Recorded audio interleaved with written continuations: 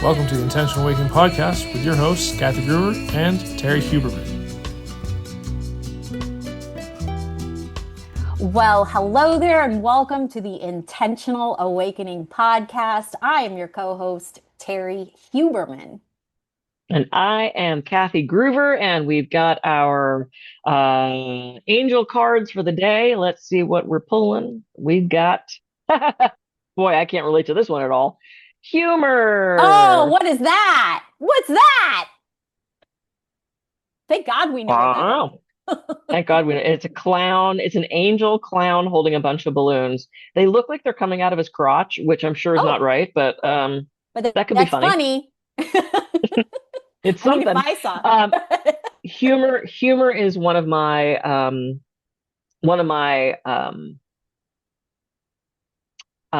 values. I pride myself on being funny. My dad was incredibly funny. Humor is a big part of my life. But that's not what the episode's about. No, but today it's the important. episode. Oh, it is. Oh, it is. To me, that's the really thing. I mean, my father was making jokes at my mother's funeral. Wow, but that's important. Yeah. To me, humor is one of the, like, when I was looking for a partner, humor, top of the list. For sure. But we're going to talk about something that's not necessarily funny today. We are going to talk about paradox.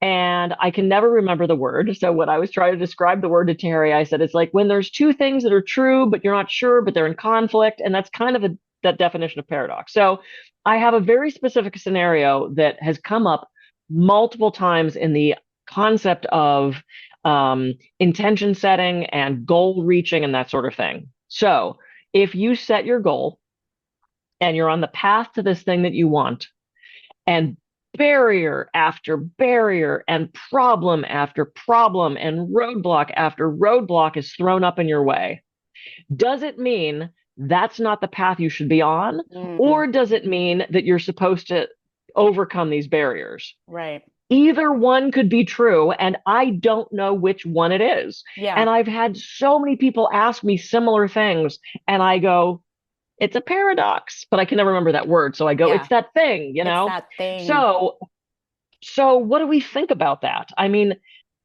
I don't have the blueprint to the universe. They have not given that to me yet. Boy, right. I wish I had it. I would share with all of you what it says. So I don't know, but it's one of those things that we encounter kind of more in the spiritual world. Yeah. But what does that mean when these barriers are being thrown up? Should we go a different path? Is that not what we're meant for? Or are we meant to work harder to get that thing? I don't know the answer.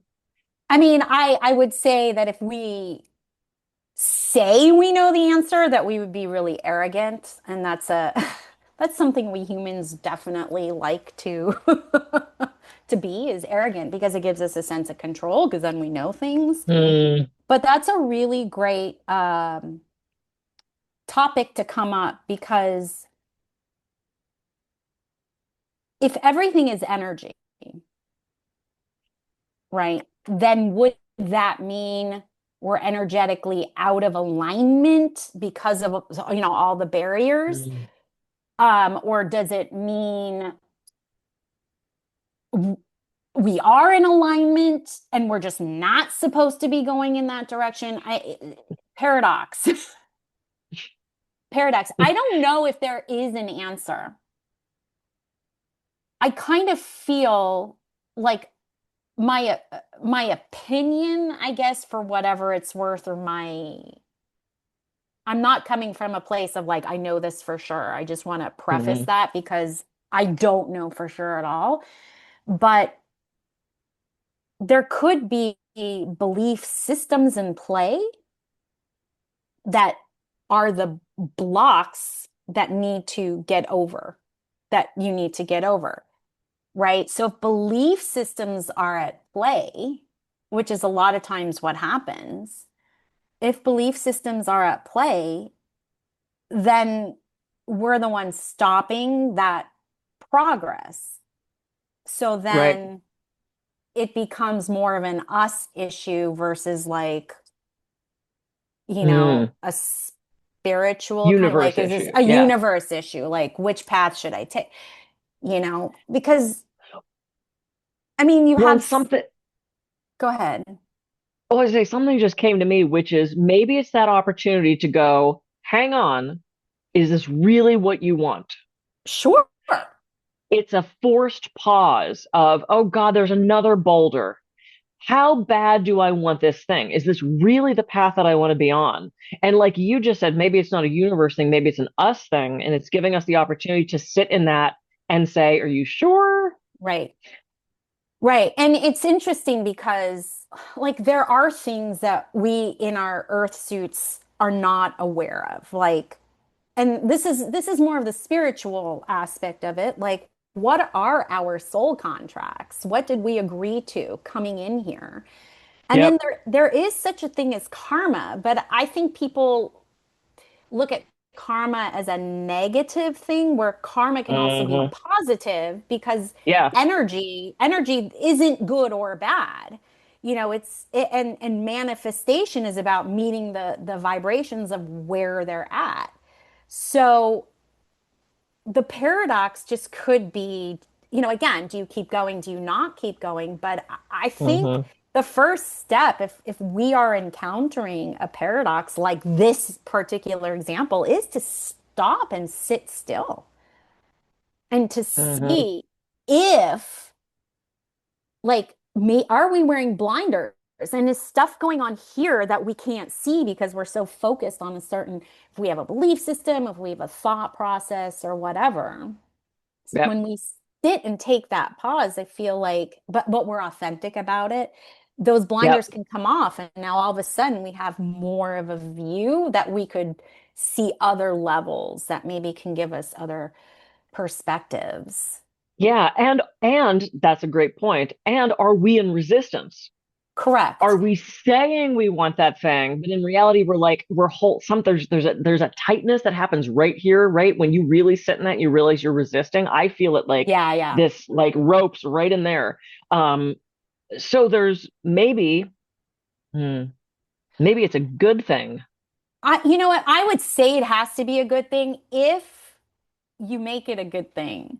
Because, like, you could also make it a torturous thing as well. But one of the Yeah, things yeah. that just kind of popped into my head was like from the quantum perspective, is that in order to maybe jump out of the paradox, you have to become a different version of yourself so that Mm. even if there's just a time, and so the way you jump timelines, the spiritual Oh, community loves to like complicate. Yeah, they love to like complicate things and do all, it's like, oh but yeah. whatever, everything comes down to is a choice. Because whenever you make a choice, you're going to now go in a certain direction. That's what changes your timeline. That's what timeline jumping is, right? Hmm. But still, that takes me back to our conversation of pausing, right? Yeah. Because we have to become a different version of ourself to maybe get out of that paradox. Yep. But we may not be able to see it or know it or feel it or experience it or anything without that pause. Right. Well, here's a question. I mean, and this is a theoretical thing. We don't know an answer to this, or else we Yeah. would be, like we'd be leading everything. But here's Yeah. the, oh shit, how do I phrase this?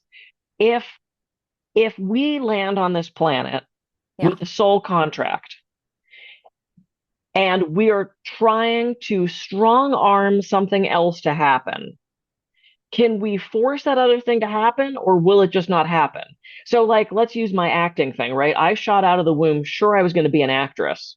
And I acted in all the school plays and I went to Hollywood and they're like, what are you going to do if it doesn't work for you? And I'm like, what do you mean if it doesn't work for me? Of course it's going to work for me. Well, as I sit here, it didn't work for me. Had I stayed in Los Angeles and beat it, beat it, beat it, beat it, would it eventually clicked in and given it to me? I mean, we can't answer that Yeah, question, we right? Because I don't. didn't make that Right. choice. Right. But Right. but what would have happened if, because here's the irony of this. Oh, I love irony. Here's the irony of this. I'm on stage all the time. Right. I was just I'm gonna doing say, podcasts. I'm performing. is this an instance of sloppy manifestation? Yeah, Just to throw it I out there. swore. I don't No, but I know. know. I swore I would never step off stage, and I haven't. I've done 400 talks worldwide. I've stood in arenas with 1,500 people in a jumbotron with my face on it. I was on a billboard in Times Square. I was, Yeah. so it's like all the things I wanted, I got. It just looks different.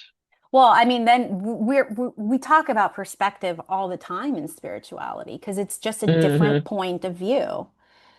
We can even go so far as to say, what are we holding on to that we're not letting go of? So then, then we start bringing in forgiveness, right? And then Oh, and letting go, right? So, adding that to the list. oh boy, oh boy. Mhm.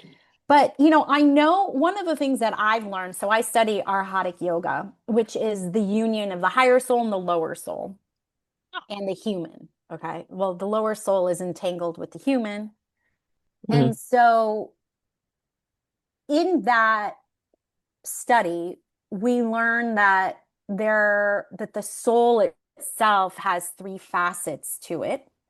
And when it comes and takes on a human, it starts to work on the facet that's the of itself that needs the most work. Oh. So you have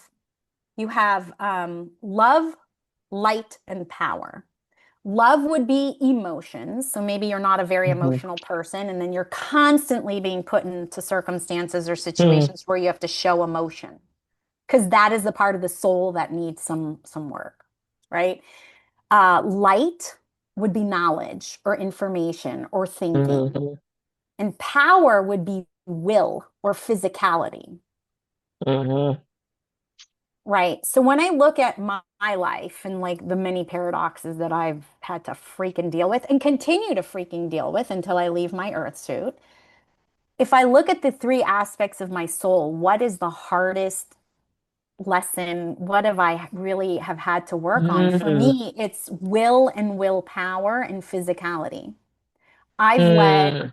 Personally, I've led a very physical life with a lot of injuries, health issues, and money issues. Mhm.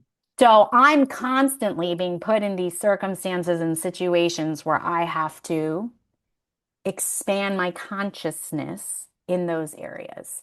So I know, based on my experience so far, because what is Mhm. it's experience and knowledge equals wisdom. So I'm pretty wise when it comes to the aspect of my soul for willpower. I'm not saying I've mastered it, but Mhm. I'm pretty wise in that area, right? So, Mhm. so maybe, just maybe, and again, I'm not claiming to know anything. I'm just trying to think here. Maybe the paradox is the part of the soul that needs work on. Mhm. What was the name of that yoga? Arhatic yoga.